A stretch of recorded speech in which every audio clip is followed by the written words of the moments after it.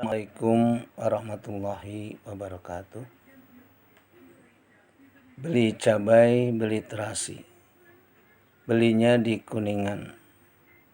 Virus corona harus kita hindari dengan cara mencuci tangan. Tetap semangat dan berusaha lebih baik lagi dalam belajar kalian. Dan juga jangan lupa menjaga protokol kesehatan. Salah satunya yaitu mencuci tangan, kemudian pakai masker dan menghindari kerumunan, sehingga kita akan terhindar dari virus tersebut. Anak-anakku sekalian yang berbahagia, hari ini kita lanjutkan materi kita, masih mengenai teks ulasan, tapi hari ini kita akan membahas materi kita tentang menjelaskan kembali teks ulasan yang terdiri dari maksud suatu teks ulasan, dan yang kedua yaitu kelebihan dan kekurangan atau kelemahan teks ulasan. Baiklah anak-anak sekalian yang berbahagia, kita mulai saja pembelajaran kita hari ini dengan kita membaca basmalah. Bismillahirrahmanirrahim. Baik, yang pertama maksud suatu teks ulasan. Nah, ini guna untuk mengetahui teks ulasan, kita harus membaca secara keseluruhan teks ulasan tersebut. Nah, di samping itu pun kita harus mengetahui tujuan-tujuannya. Maka yang A, tujuan suatu teks ulasan adalah tujuan paling umum dari teks ulasan adalah untuk memberikan informasi pada khalayak atau masyarakat atau penikmat karya yang diulas secara umum. Dengan kata lain, memberikan pertimbangan atau rekomendasi berupa informasi kepada masyarakat akan kehadiran suatu karya. Nah, itu yang dimaksud dengan tujuan suatu teks ulasan. Nah, tujuan lainnya dari teks ulasan adalah, sini ada 4 macam, yaitu yang pertama memberikan pendapat tentang kelebihan dan kelemahan karya yang diulas. Yang kedua, mengetahui perbandingan suatu karya dengan karya yang lain yang sejenis. Kemudian ketiga, memudahkan para pembaca. Untuk apa? Untuk mengetahui hubungan suatu karya dengan karya yang lain yang sejenisnya.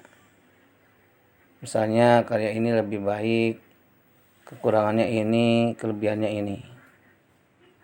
Kemudian yang keempat, memberikan pertimbangan kepada penikmat karya. Apakah karya tersebut dapat dibeli, misalnya buku, atau ditonton film, atau dibaca untuk selanjutnya, atau dibeli. Nah, itulah tujuan dari suatu teks ulasan. Baiklah anak-anak sekalian yang berbahagia, kemudian selanjutnya yang B, fungsi teks ulasan. Apa saja fungsi dari teks ulasan tersebut? Di sini ada 4. Yang pertama, memberikan informasi singkat berupa gambaran suatu karya kepada calon pembaca atau penonton atau penikmat karya. Kemudian yang kedua, sebagai bentuk media pengenalan. Jadi dengan adanya teks ulasan ini, kita dapat mengetahui terhadap buku atau film atau drama yang kita akan tonton, yang kita akan baca atau kita lihat. Yang ketiga, sebagai penilaian terhadap suatu yang diulas. Jadi yang diulas misalnya sebuah karya buku, film, atau drama. Nah, ini bisa dinilai ya.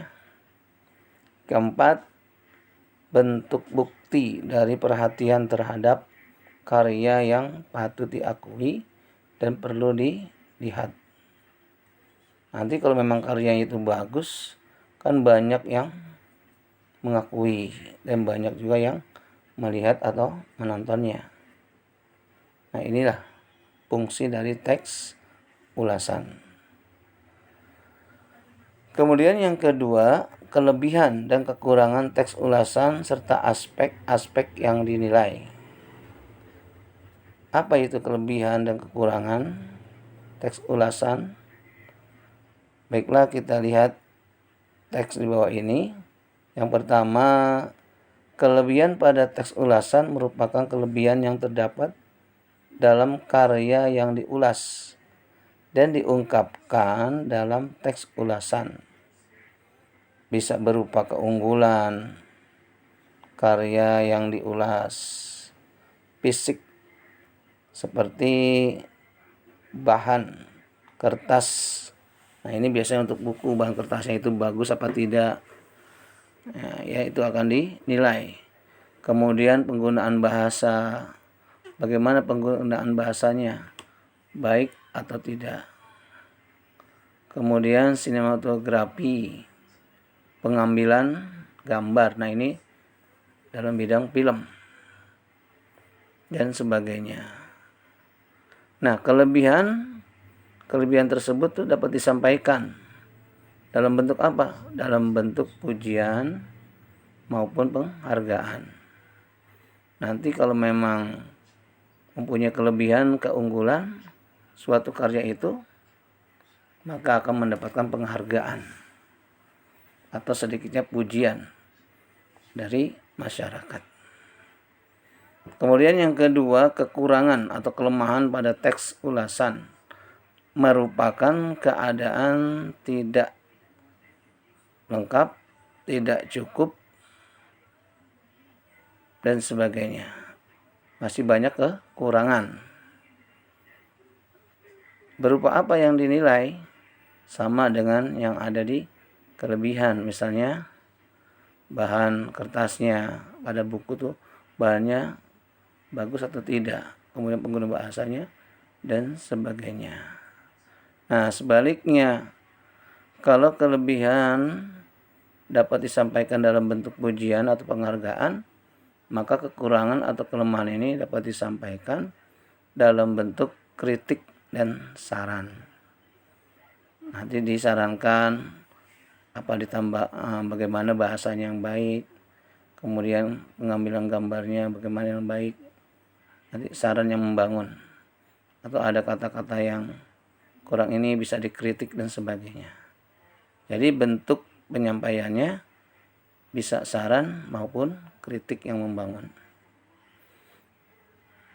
Kemudian yang terakhir yaitu aspek-aspek yang dinilai pada kelebihan atau kekurangan suatu karya yang diulas.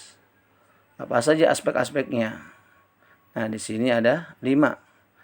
Yang pertama, tampilan fisik karya. Nah, ini terutama pada buku ya, kertasnya, kemudian covernya bagaimana, bagus atau tidak. Kemudian yang kedua, kelengkapan unsur-unsur karya yang diulas. Kita sudah mempelajari 2 minggu yang lalu yaitu unsur-unsur teks ulasan. Tentu kalian masih ingat ya. Nah, unsur-unsur itulah yang menjadi aspek penilaian. Kemudian yang ketiga, penggunaan bahasa dalam karya yang diulas. Nah, ini penggunaan bahasa penting ya. Apa dengan kata-kata yang baik atau dengan penggunaan bahasa-bahasa lainnya, misalnya konjungsinya, kemudian kata bendanya bagaimana. Pokoknya sebaik mungkin bahasa yang digunakan. Kemudian yang keempat, kejelasan mengenai keunikan atau kekhasan suatu karya. Pasti suatu karya itu ada keunikannya. Nah, di situ akan dicari keunikan dan kekhasannya apa saja. Dan yang terakhir yaitu kejelasan penyampaian pesan atau amanat karya yang ditulis. Misalnya novel, pesan apa yang akan disampaikan atau amanat apa yang disampaikan. Kalau film, apa yang akan disampaikan. Begitu juga dengan drama.